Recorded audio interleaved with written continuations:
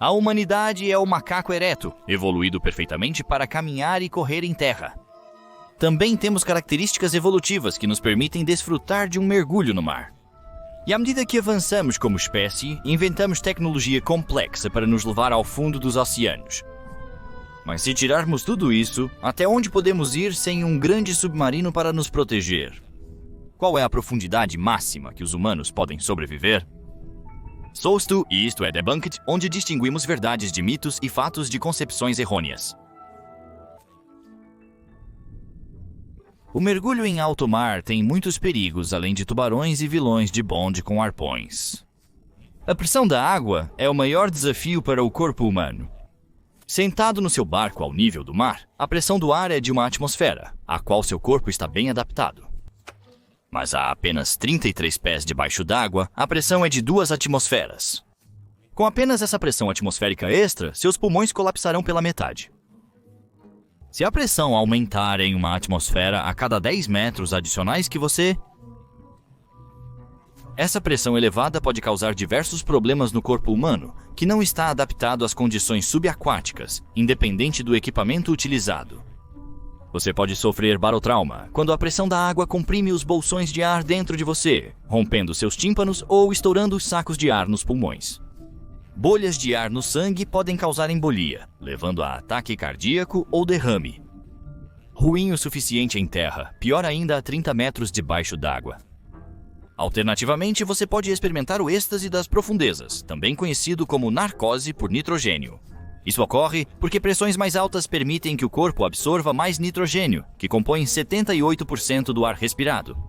Respirar muito nitrogênio pode causar uma sensação de embriaguez.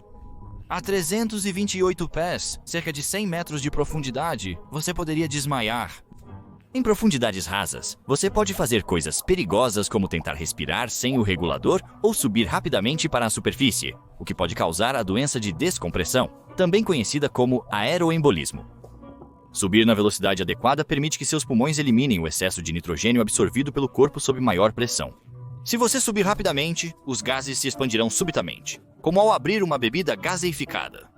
Essas bolhas podem causar dores nas articulações, danos nos nervos, paralisia, ou se a bolha chegar ao seu cérebro, morte.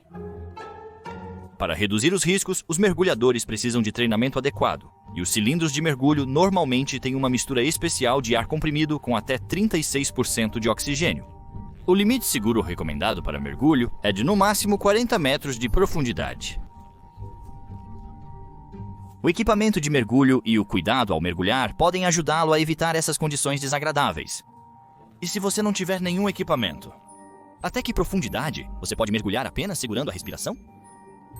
Mergulhar dessa maneira é chamado de mergulho livre, e os humanos podem se sair muito bem sem um tanque de oxigênio, graças a uma vantagem da evolução chamada reflexo de mergulho dos mamíferos, que é acionado ao segurar a respiração e molhar os receptores em suas narinas. Basicamente, quando você submerge seu rosto em água fria, seu corpo entra no modo de mergulho. Esse reflexo desencadeia várias mudanças fisiológicas. A primeira, a bradicardia, reduz a taxa na qual seu corpo consome oxigênio, diminuindo sua frequência cardíaca de 10 a 25%. Mergulhadores profissionais podem reduzir seus batimentos cardíacos para apenas 14 por minuto, 3 vezes mais lento que uma pessoa em coma. O reflexo de mergulho dos mamíferos também diminui sua pressão arterial, o que permite a vasoconstrição periférica, a constrição dos vasos sanguíneos em seus membros. Isso move o sangue oxigenado em direção aos órgãos importantes como o coração, o cérebro e, em particular, o sangue se desloca para os pulmões, para expandir os vasos e equilibrar a pressão da água. Apesar de nosso superpoder de reflexo de mergulho dos mamíferos, o mergulho livre é um dos esportes mais perigosos do mundo, com muitas fatalidades comprovando isso. O mergulho livre sem limites é considerado a modalidade mais arriscada de mergulho livre. Isso envolve você preso a um trenó de mergulho com pesos, anexado a uma corda, sendo mergulhado a profundidades recordes em poucos minutos. Em 1949, cientistas afirmaram que seria impossível mergulhar mais fundo que 100 a 130 pés ou 30 a 40 metros sem que seus pulmões colapsassem fatalmente. No século XIX, era a profundidade que os caçadores de pérolas mergulhavam em uma única respiração para coletar ostras e mexilhões visando extrair pérolas. Mas em 2007, Herbert Nietzsche quebrou este limite 7 vezes ao mergulhar até mais de 700 pés ou 214 metros. Isso é mais profundo do que alguns submarinos da Segunda Guerra Mundial podiam ir antes de colapsarem. A água pressionaria com uma força de cerca de 308 libras por polegada quadrada, comprimindo seus pulmões ao tamanho de bolas de tênis.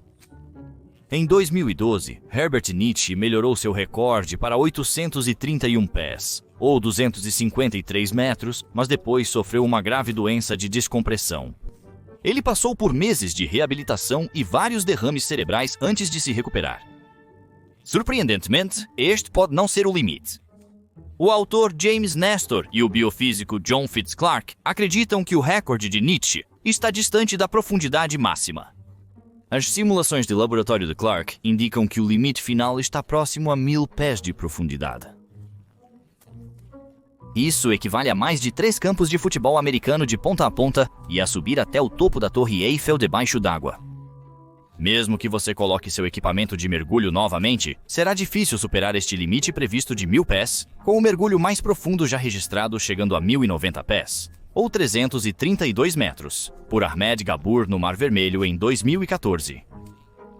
Para alcançar essa profundidade, ele respirou uma mistura de nitrogênio, oxigênio e hélio, evitando problemas de narcose por nitrogênio. No entanto, respirar hélio em altas pressões tem seus próprios riscos, incluindo a síndrome neurológica de alta pressão, que pode causar náuseas, insônia e espasmos musculares involuntários. Temendo perder o controle de seus membros, Ahmed retornou à superfície quando os primeiros sintomas da síndrome surgiram.